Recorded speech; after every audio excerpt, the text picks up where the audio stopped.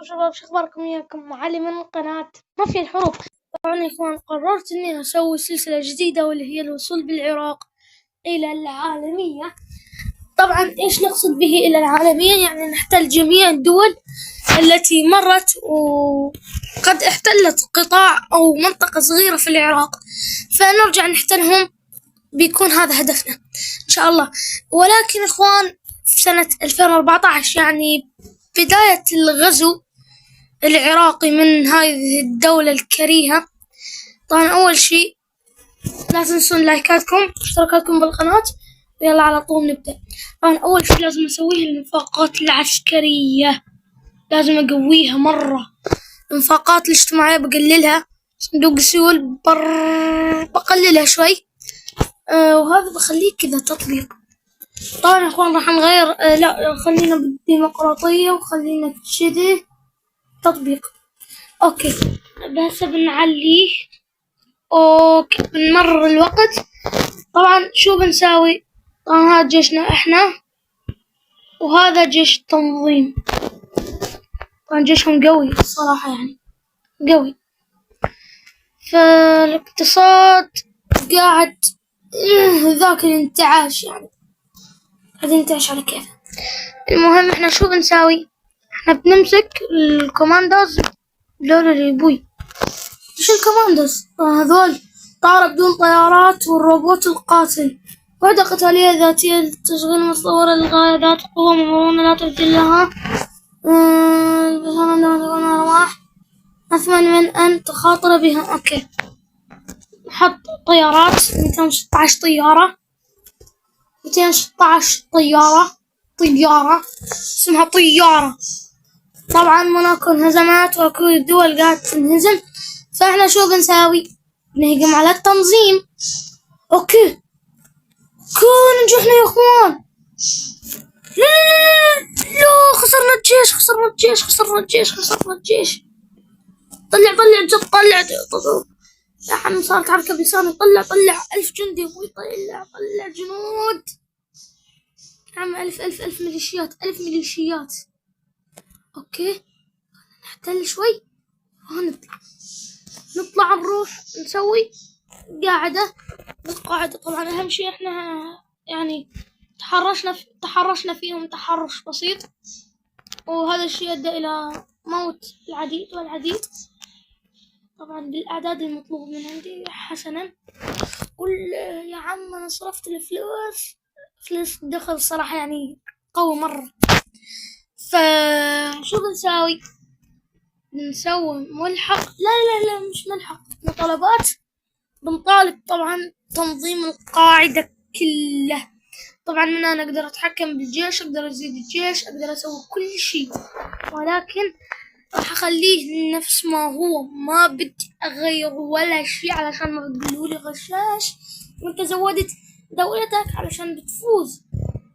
أوكي طبعا سوريا بدأت بالتحرك. طبعا سوريا قاعد تخسر جيش، ما أعرف ليش، وجيش بقوة يعني ما داخلة، مع إنه هي ما داخلة مع أي حرب. طبعا هذا شكل العالم قاعد يتحرك. أوكي طبعا إحنا شو بنساوي؟ بنروح لقوات التنظيم. قوة الدفاع قاعد تنزل حلو، بنتلاعب بقوة الدفاع وبالسكان وما بعرف إيش. هذول هم كلياتهم مصفرين، ما عندهمش مال يا اخوان، ما عندهم مال، يعني ما يقدرون يطلعون جيش. حلو كثير حلو. انا قمت احكي سوري ما اعرف ليش. مدفعية طبعا محتاجين مدفعيين كثير. طبعا شو بنساوي بالانتاج؟ مدفع شوية يعني نعلي، لان احنا صراحة محتاجين المدفعي بشكل كبير، مدافع بشكل كبير. طبعا وراها شو بنعمل؟ ورا ما راح يطلع الجيش راح نقوم ونهجم. طبعا الجيش طلع ولا لا؟ طلع، يمكن طلع يب لا ما طلعش لحد الآن. هسه لا، في أي لحظة بيطلع، في أي لحظة. أوه ماي جاد، بعد على الوسط تقريبا. فاحنا ننتظر، ما عندنا شيء. التنظيم ما عنده فلوس وما عنده ذهب بلا صح، يعني كل ذهبه راح ما بعرف وين. أهم شي أنا بحرر دولتي وراح أكسب أراضي بسوريا، وراها باقي الدول خليها هي تعانف نفسها. طبعا يا أبوي تركمانستان شو بنسوي معهم اتفاقية سلام، أوزبكستان بنسوي معهم اتفاقية سلام. قبل كل شي، قبل ما أهجم على الهات بدي أشوف يا عمي ليش ليش تونس أعلنت الحرب علي؟ يا عمي تونس بتحب تنظيم ولا إيش يا أبوي؟ أوكي طبعا التنظيم ما بيهمني. باكستان فوق ما أنا جاي أحارب دولة.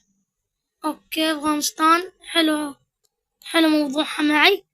وبس طاجكستان اللي قاعد بتودي جيوش الهم سوى معاهم اتفاقيات سلام. فدبلوماسياتنا صارت كويسة مرة، كنيسة يا أبوي. فالمهم أتمنى إن الجيش طلع يا أبوي. عوف الدبلوماسية، أتمنى بقى إن الجيش طلع. أيوة طلع. بعد ما طلع نهجم. أوكي طلعت يا إخوان معاي ميليشيات داعمة. طبعا شو بنساوي؟ نص الجيش بنخليه يقاتل برضو يا أبوي. بعدها شو بنقول؟ الجيش العراقي كله بدنا إياك تهجم عليهم بسرعة. طبعا جيشنا بدنا إياه يتحرك بسرعة، بأسرع ما عندك خلص لي إياهم المهمة بسرعة.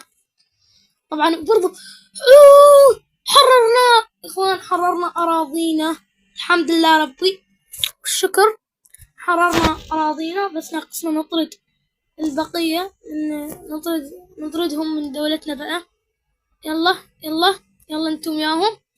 وإخوان أخيرا حررنا العراق. طبعا بالمحاولة الأولى ما قدرت إن حاولنا شنو، أول مرة ما قدرت. شنو هاي ميليشيات؟ قلت لي ما يا عم شو بساوي؟ بروح وبجعل الجيش دفاعي.